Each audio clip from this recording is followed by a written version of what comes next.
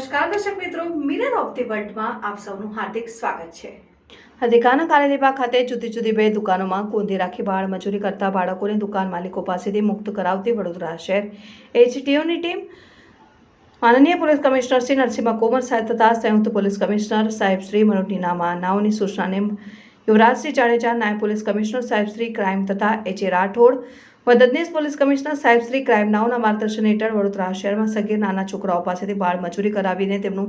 આર્થિક શોષણ કરતા હોય તેવા તત્વો વિરુદ્ધમાં કાયદેસરની કાર્યવાહી કરવા સૂચના આપેલ હોય, જે અનુસંધાને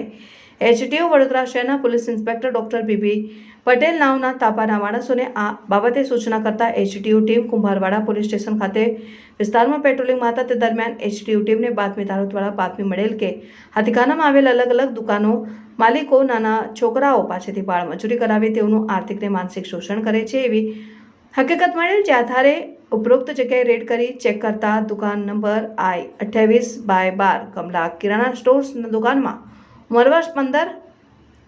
અને દુકાન નંબર I-28/7 માં દેવાંશી ટ્રેડર્સ નામના દુકાનમાં ઉંમર વર્ષ 16 ના બાળકો કામ કરતા જણાઈ આવતા સદર દુકાન માલિકોને